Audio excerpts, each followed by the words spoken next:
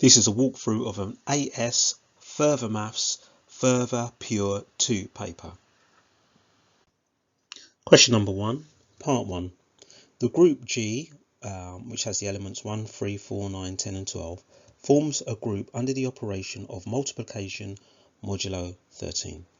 Part A, complete the Cayley table below, table 1 for this group. Okay, well the first thing I've done is just to write out the multiples of 13 up to 13 times 13. That should be enough, and that's going to help me work out what the remainders are for this multiplication modulo 13. And because multiplication is associative, that means I can multiply in any order. Once I fill out a row, I can fill out the corresponding column. So if we start with the first row, 1 is the identity element. 1 is always the identity for multiplication. So 1, 3, 4, 9, 10. 1, just fill out the headings. 1, 3, 4, 9, 10, 12. And then the second column, 3 times by 3, that's 9. Okay, so remainder of 9. 4 times by 3 is done. 9 times by 3 is 27. Okay, got 26 there, so I'll get a remainder of 1. 3 times 10 is 30, so I'll get a remainder of 4. And 3 times by 12 is 36, so that's going to give me a remainder of 10. So I can fill out the second column as well. So that's 3, 9, 12, 1, 4, 10. Okay, the third row here, so we've got 4 times 4, which is 16, remainder of 3. 4 times by 9, that's 36, so that gives me a remainder of 10. 4 times by 10 is 40, remainder 1. And 4 times by 12 is 48, and that will give me a remainder of 9. Okay, so that means I can fill in the 4 column as well. So we've got 4, 12, 3, 10, 1, 9, 1, 9. Now for the 9 row, so 9 times by 9, that's 81. That's going to give me a remainder of 3. 9 times by 10 is 90, so that gives me a remainder of 12. And then 12 times by 9, which is 108, so I get a remainder of 4. Okay, so we can fill in the 9 column. So 9, 1, 9, 1, 10, 3, 12 and 4 need to go in here. Then the 10 times 10 is 100, so it gives me a remainder of 9. 10 times by 12 is 120, remainder of 3. And then the very last box down here, 12 times by 12 is 144. That gives me a remainder of 1. So there's my Cayley table complete. So part B, we want to find a subgroup which is of order 3. Now any subgroup is going to contain the identity element 1, so we need to find 2 other elements. It needs to be closed as well. So since we've got 1, let's try the next element, which is 3, and let's do 1 times by 3 under this modulo 13. So that will give me 3. Let's see if we can find a closed group here. Then 3 times by 3 modulo 13 will give me 9. Okay, now what happens if I do 3 times by 9 or 9 times by 3 modulo 13? That will give me 27, so that will give me a remainder of 1. Okay, so it looks like 1, 3 and 9 form a closed group, because if I multiply any pairs of these numbers, it's going to give me one of the other numbers. And also the inverse of these numbers are in this group here. So the inverse of 9 is 1, the inverse of 9 is 3, the inverse of 3 is 9, because combined together they give me 1. So that looks like my group there, the elements 1, 3 and 9. Part C, explain why there can be no subgroup of order 4. So here we can use Lagrange's theorem, which says that the order of a subgroup must divide the order of the group. So my answer would be, since the order of the subgroup, which is 4, put a little comma here, does not divide, that's important, and it does not divide the order of the group, and this group has order 6, by Lagrange's theorem, and you must invoke or say that you're using Lagrange's theorem, the group G does not have a subgroup of order 4. Part 2. Determine whether the set 1, 3, 6, 9, 12 under the operation of multiplication modulo 15 forms a group. Okay, so what I'm going to do to help me answer this question, I'm just going to draw a quick Cayley table for this multiplication modulo 15 using these elements 1, 3, 6, 9, 12. Start to fill it in and see if it shows up any surprises. Right, so my identity is going to be 1, so in the top row I'll have 1, 3, 6, 9 and 12. Okay, and I'll also have 1, 3, 6, 9 and 12. I've got the multiples of 15 here if needed. Okay, let's move on to the next row. So we've got 3 times by 3, which is 9, so we've not reached any remainders yet. 3 times by 6, which is 18, so that's going to give me remainder 3. 3 times by 9, which is 27, so that's going to give me a remainder of 12. And then 3 times by 12, that's going to give me 36, so it'll give me a remainder of 6. Okay, I've just corrected some of the values that I put in this column here. I'm not sure why I got those wrong. Okay, moving down then, I can fill in that column. So 3, 9, 3, 12, 6. Now I can already see a problem. There are 2 3s here. There is no identity element in this row here. So I can see there's no point in carrying on filling the rest of the table. 3 has no inverse. If it had an inverse, there would be a number 1 either in the 3 row or the 3 column. There is none. So that will give me a reason why this set of numbers does not form a group under modulo 15 multiplication. So writing as a sentence, it can be seen that 3 has no inverse, so the inverse axiom or the inverse rule fails. Therefore, the set 1, 3, 6, 9, 12 does not form a group. Question 2. The two sequences xn and yn satisfy the recurrence relations. We've got x1 is equal to 2, y1 is equal to 1, xn plus 1 is equal to 5xn minus yn, and yn plus 1 is equal to 3xn plus yn, n is greater than or equal to 1. Part A, find the value of x3. Okay, so the first thing is starting off by finding x2. Now x2 is going to equal 5x1 using recurrence relation minus y1. So basically n is 1. So from that I will get 5 times by x1, which is 2, minus 1, and I get 9. Now if I want to find x3 using this here, I've already got x2, I need y2. So I need to use the second recurrence relation to find y2. And y2 is going to be equal to 3x1 plus y1. So that will be 3 times by 2x1 plus y1, which is 1, so that gives me 7.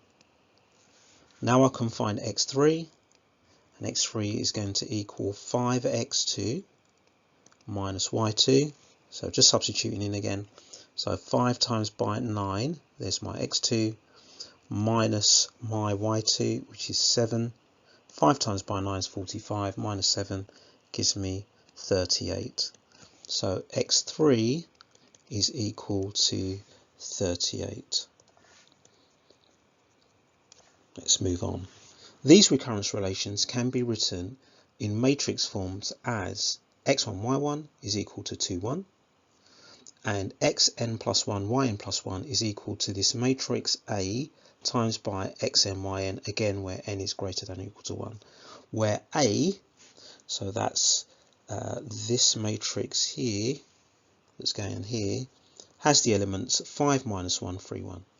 Part B, what we need to find in the first part of part B are the eigenvalues of A. So we need to form and solve the characteristic equation, which is this. That's quite straightforward to do. So that's going to be 5 minus lambda as the first element, minus 1, 3, and then 1 minus lambda. So the determinant of that is equal to 0. So if we do that, that's going to give us 5 minus lambda times by 1 minus lambda, that's AD, minus BC, so that's going to be 3 times by negative 1 equal to 0. So let's multiply that out. So we'll get 5 minus 5 lambda minus lambda plus lambda squared minus negative 3 is equal to 0. And then from there we're going to get lambda squared minus 6 lambda plus 8 is equal to 0. Okay, let's factorize this and we will get, let's see, lambda minus 4 and lambda minus 2 is equal to 0. So that means I've got lambda equals 4, lambda equals 2. So they're my eigenvalues. So eigenvalues are 2 and 4. So that's the first part of part B. And in the second part of part B, we need to work out or find the corresponding eigenvectors of A. Okay, so let's start with our eigenvalue of 2.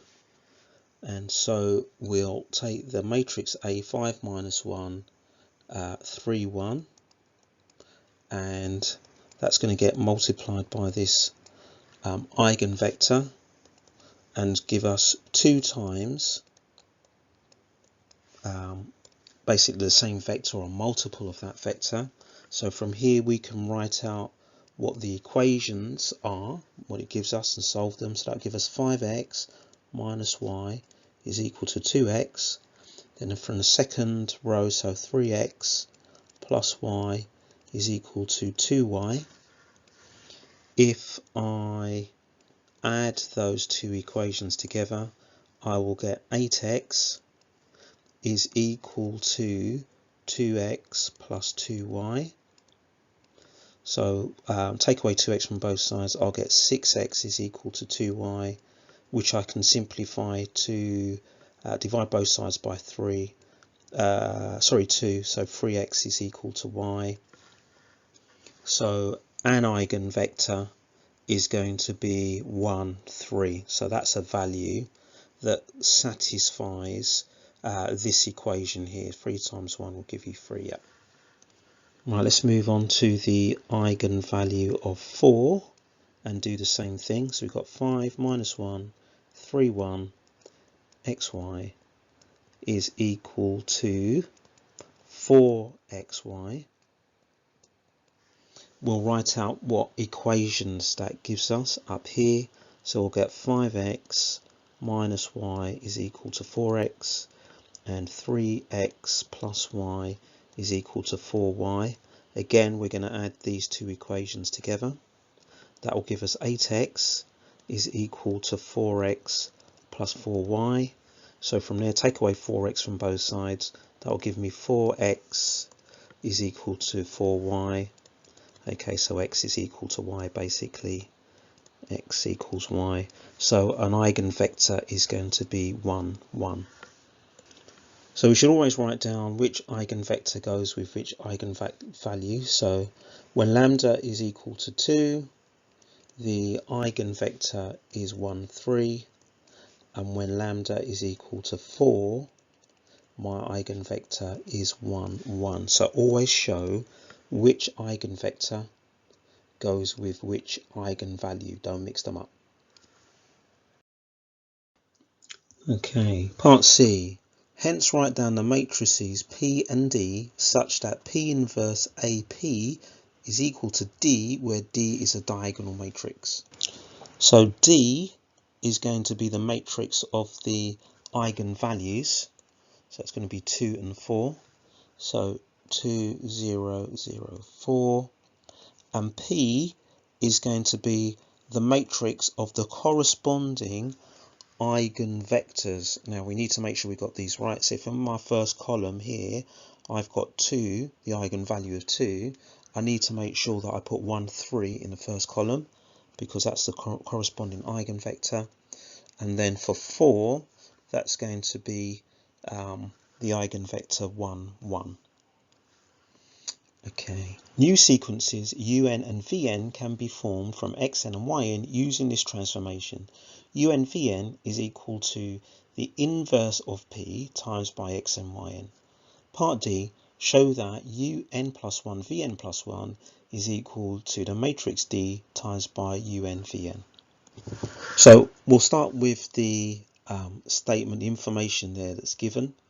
And what I'm going to do is do the matrix D to both sides, because I know that I want the matrix D in front of un vn. So that's going to be on the left on both sides. So I'll have D un vn is equal to D P inverse xn yn.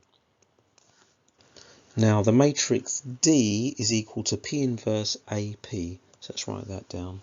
So D is equal to P inverse AP. So what I'm going to do is replace this D here with P inverse AP. And the reason I'm going to do that is because the last P and this P here are going to become the identity, they effectively cancel out. So I'll have D un vn is equal to P inverse AP. That's what I'm replacing D with, and then P inverse, and then xn yn. So the P and its inverse effectively cancel out. So yeah, that will leave me in the next step with D un vn, so this side doesn't change, is equal to P inverse A xn yn. Now if I look at this part here, A times by xn yn, in the previous part of the question, so I'll cut and paste these from the bit that was given at the beginning of the question, I can replace A xn yn with xn plus 1 yn plus 1. So I'll do that now. So the left hand side remains unchanged, and now I'll have P inverse and xn plus 1 yn plus 1. So that's using this information here. Then I can use this bit of information up here, because I've got P inverse, but I've not got n, I've got n plus 1. So if I've got like a plus 1 here, then I'm going to have a plus 1 here. If this statement is true for n, it's going to be true for n plus 1. So again, the left hand side remains unchanged. The right hand side now, all of this is just going to become un plus 1 vn plus 1. So if I just flip that around, that gives me the statement that they want. So un plus 1 vn plus 1 is equal to D un vn as required. And part E. Hence find closed form expressions for the original sequences xn and yn. So let's start with this statement here. We're going to be using all of these at some point, and then we can change D to that diagonal matrix, which was our matrix of eigenvalues. So from memory, I'm pretty sure that was 2, 0, 0, 4, and P, that was our matrix of eigenvalues, and that was 1, 3, 1, 1. Right, so yeah, let's do that.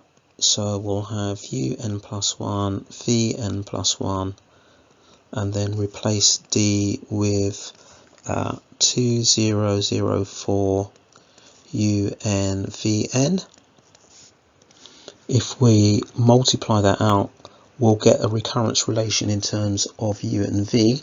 So UN is equal to, UN plus 1 is equal to 2UN, and we'll also get that Vn plus 1 is equal to 4Vn. So we can now find a solution or a closed form to these recurrence relations using this rule here. So for the first one, we will get UN is equal to U1 times by 2 to the power n minus 1, and we'll get Vn is equal to V1 times by 4 to the power n minus 1. So again, it's just using this rule here. The next step now is to transform these recurrence relations or solutions or closed forms in terms of U and V to X and Y. So we're going to be using this to do that. So since this UN Vn is equal to P inverse of Xn Yn, if I multiply by P on the left of both sides, I'll get this P times by UN Vn, so these closed forms in the form of U and V become Xn Yn. So I'm going to take these recurrence relations and multiply by this matrix P. So that's going to be the matrix P, which is down here, so 1, 1, 3, 1, times by UN Vn. Now UN is actually U1 times by 2 to the power n minus 1. Vn is V1 times by 4 to the power n minus 1. That will give me Xn and Yn. So Xn, Yn. So if I multiply that out, Xn is going to equal 1 times by this closed form here.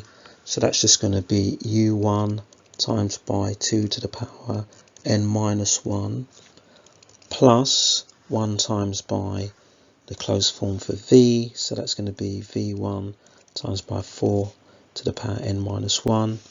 And for Yn, not Y2, Yn, it's going to be the same type of thing. So that's where we now multiply by the second row. So that will give me 3 times U1 times by 2 to the power n minus 1 plus 1 times by V1 times by 4 to the power n minus 1.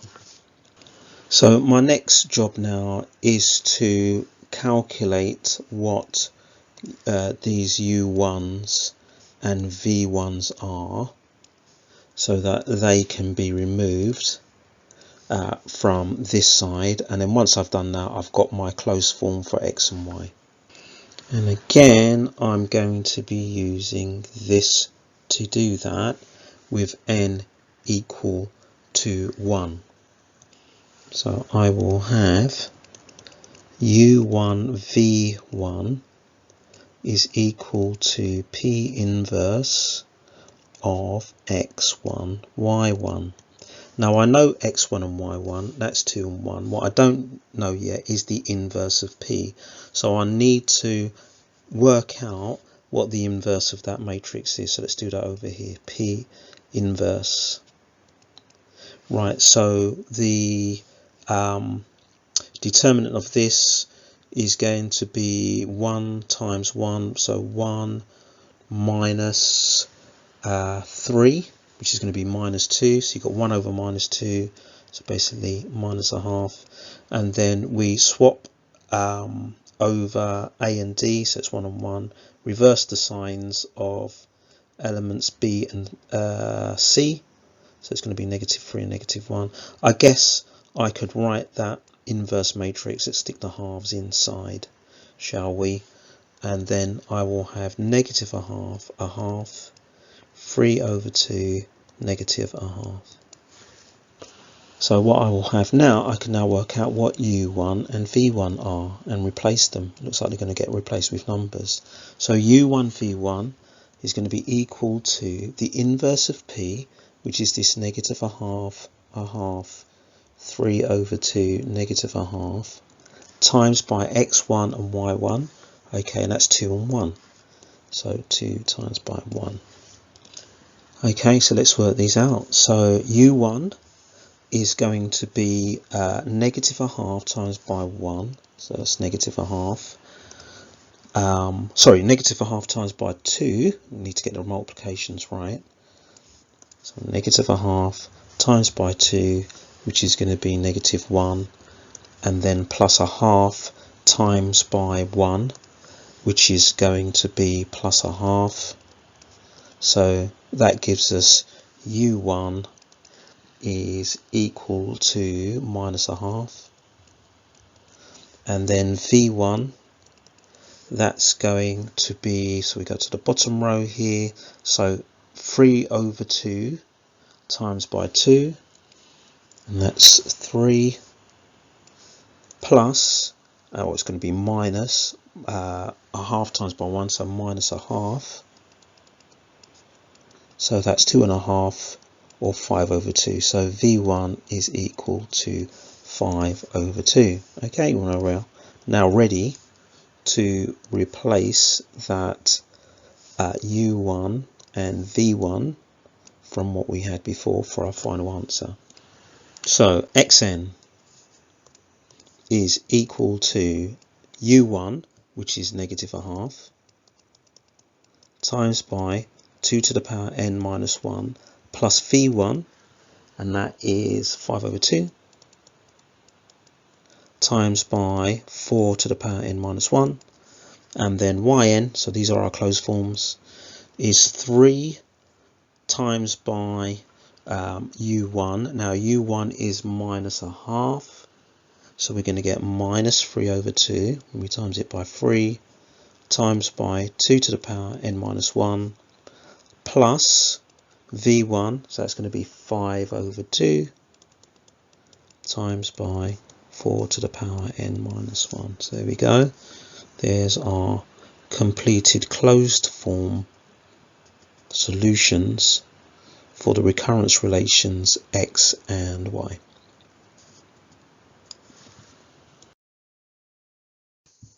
Question 3.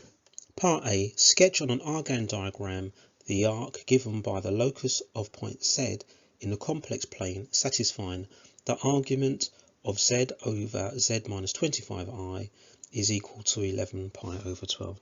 Well, just a reminder that the argument of Z minus Z1 over Z minus Z2 equal theta is basically an arc or an anti-clockwise arc from Z1 to Z2, and depending on the size of this angle here will tell us whether this arc is a major arc, a minor arc, or a semicircle. Because our argument 11 pi over 12 is greater than pi over 2, then we're going to get a minor arc. So anytime that argument is greater than pi over 2, we get a minor arc. If it's equal to pi over 2, we get a semicircle. If it's less than pi over 2, we get a major arc. So here's my real and imaginary axis. So this minor arc is going from Z1, well that's 0, because you could think of this like Z minus 0, up to 25i. So let's mark here, so 25i, and I just need to draw a minor arc that goes between the two, and this is going around in an anti-clockwise direction. Okay, the centre of the circle containing this arc is x plus yi, where x is equal to negative 25 over 2 times by 2 plus root 3. Part B, find the radius of the circle, giving your answer to 3 decimal places. Okay, so here's another drawing of this arc. I'll put on the real axis, which is down here. And what I know is that the argument is this angle here.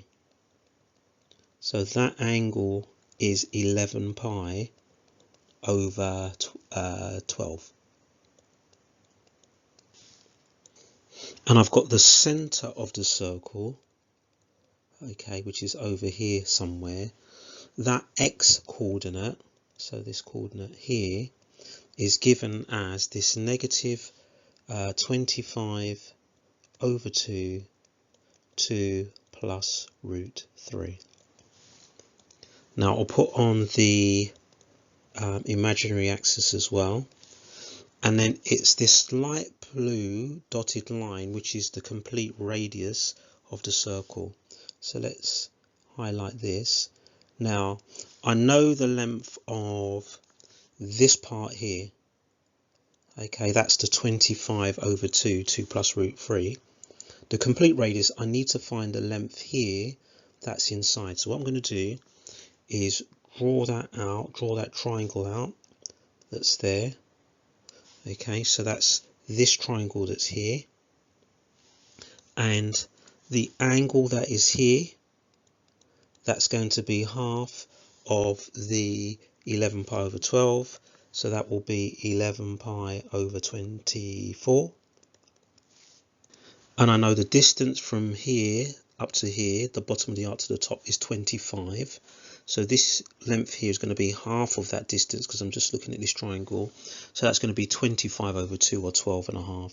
So let's call it 25 over 2. So I've got the length of this side. So I can use some basic trigonometry now to work out this length. That will get added to this value here to give me the radius. So let's label this. What we got? We got the opposite, we got the hypotenuse, we got the adjacent. I want to find the adjacent, so it's tan. So I need to do the opposite. That's 25 over 2, and I need to divide that by the tan of the angle. So I'm dividing it by tan 11 pi over 24. We'll do that on a calculator and see what we get. So that's 1.64565, and it carries on. So the radius is going to be 25 over 2, not minus because it's a length, times by the 2 plus root 3. So that's the length from the centre to the imaginary axis. Then the little extra length, which is that 1.64565. So let's add the two together and see what we get. So that's 48.29629 and so on. The question asks for the answer to 3 decimal places. So that would be 48, or let's write it down as a full answer. Radius equals 48.296. Let's highlight that.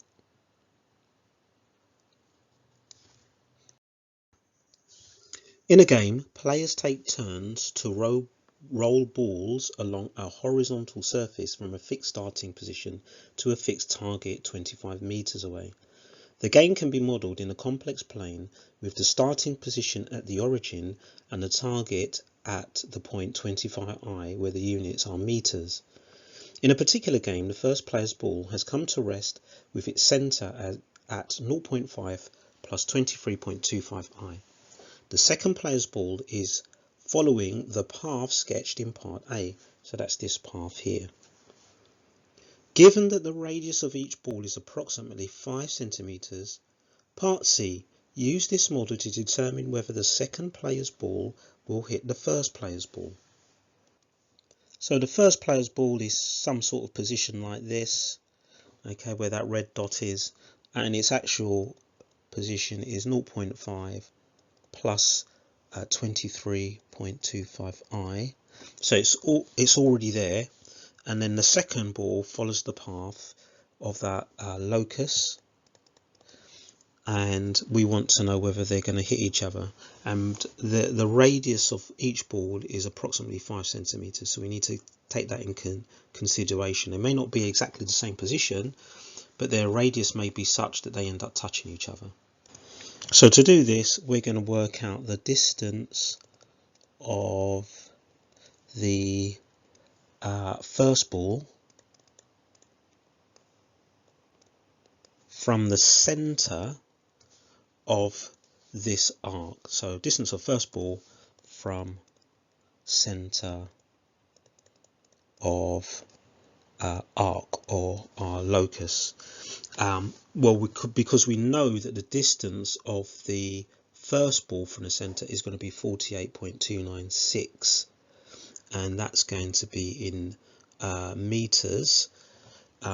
So we want to see, well, what's the distance of the first ball in meters from the center of the circle, and how does that distance compare to this distance of 48.296? So we'll need the coordinates or the position of the center of that arc. Now we know the x value is going to be, so center of arc, let's write it down, is this negative 25 over 2 plus root 3.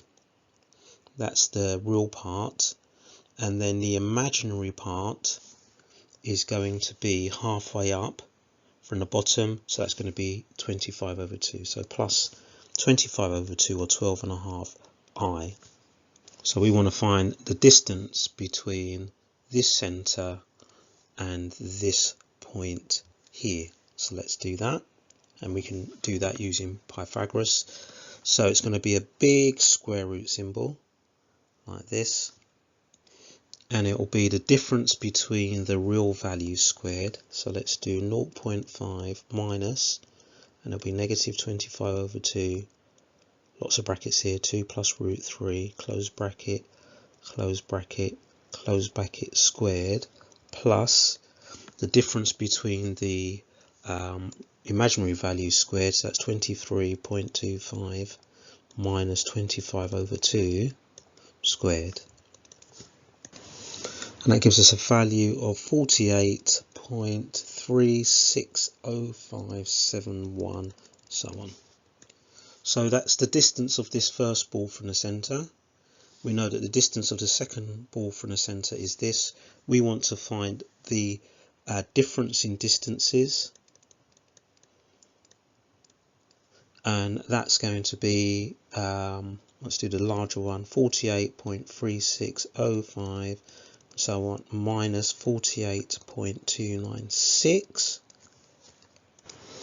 and that gives me 0.06428 and so on. So that's the distance between the center of these two balls in meters. So in centimeters it's going to be 6.428 centimeters. Now that's the distance between the center of them. So we've got one ball like this, and we've got another one like this, and that distance between the centers is that 6.428 number. But we know that the radius of each ball is approximately 5 centimeters. So if this distance here is less than the combined two radii 10 centimeters, they will collide, and we can see that they will collide. So let's just write a conclusion down.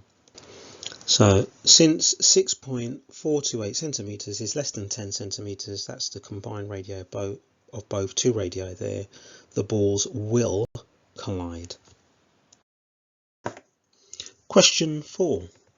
A positive integer n satisfies the inequality that n is greater than 99 and less than 1000.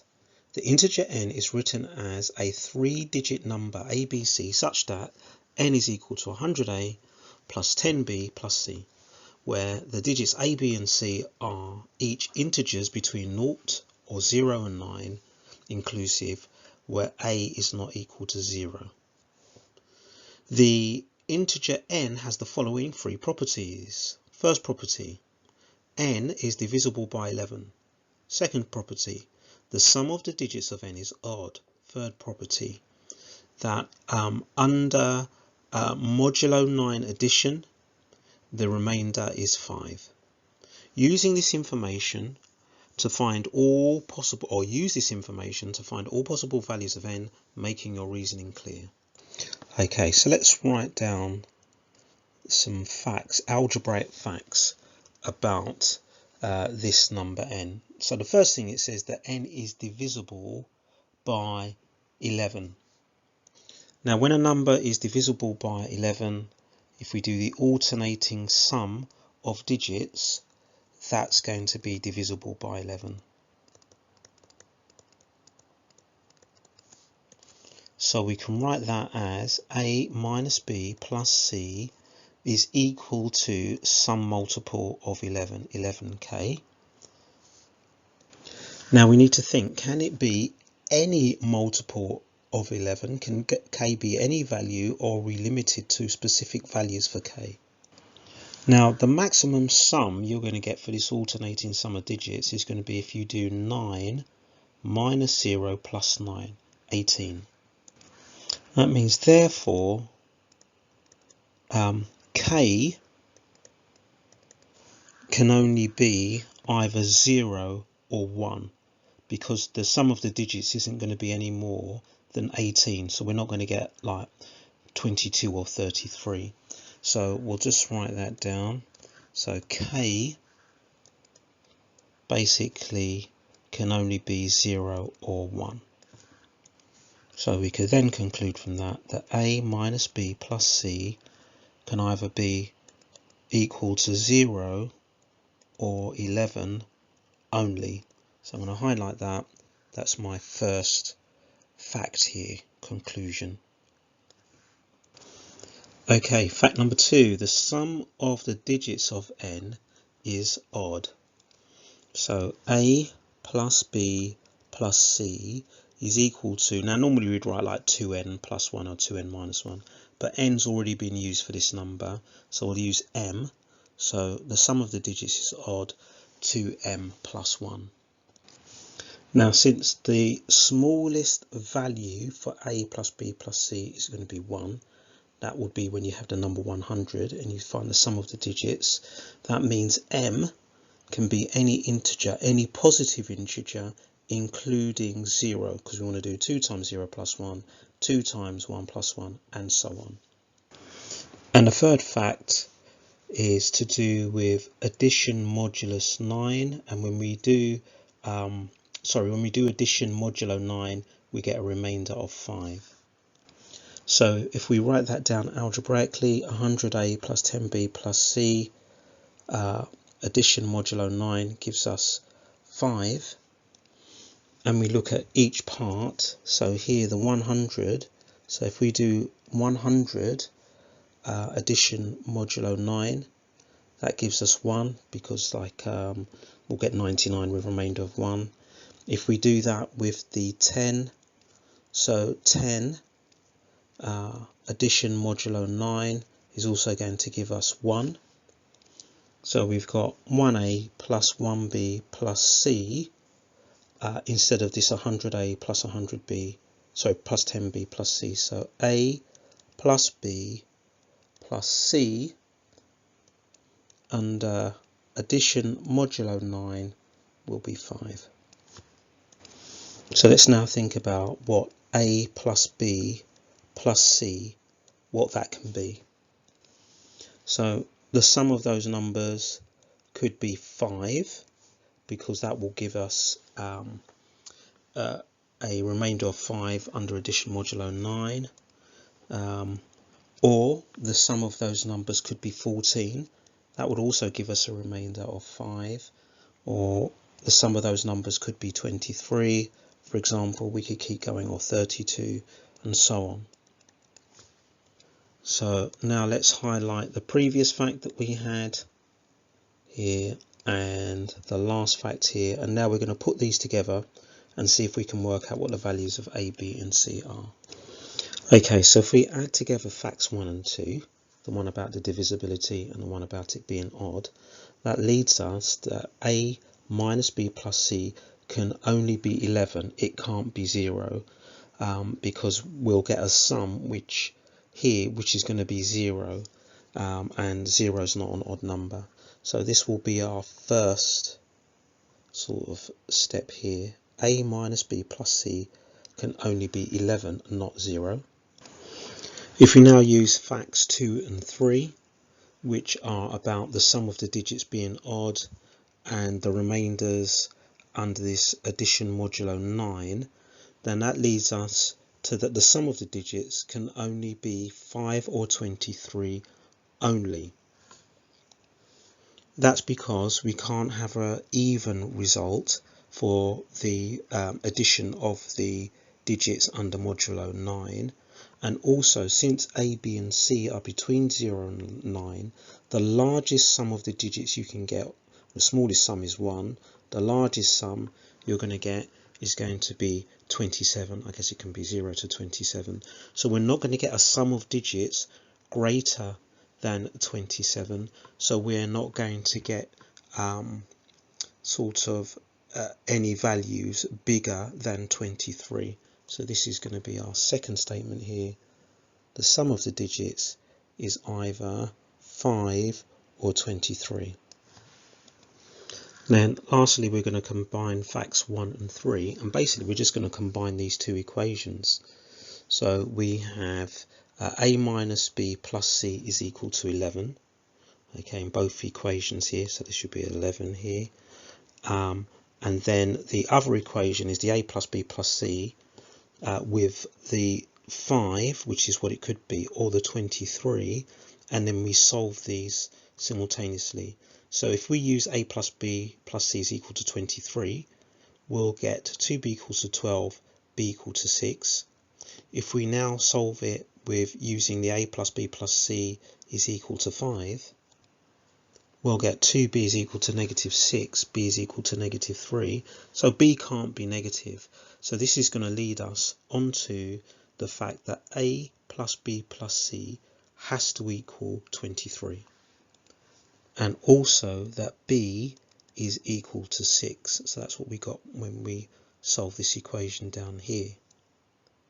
So we know that the middle digit of this number is 6. And we need to find the other two. And we know that the sum of the digits is 23. So that means that A plus C have to equal together 17. And because of the limit we have on the size of the numbers, they're between 0 and 9, that can only happen if, for example, A is 8 and C is 9, or A is 9 and C is 8. So that gives us two values for our answer. So we can either have 8, 6, 9 or 9, 6, 8. So let's just check before we highlight these answers. So first of all, are these both divisible by 11? Yes, they are. I've checked on the calculator. Is the sum of the digits odd? Yes, it is. The sum of the digits is 23, as we said over here. And I've also checked that both of these numbers give us a remainder of 5 when divided with modulo 9. So there we go. There's our two possible values for n.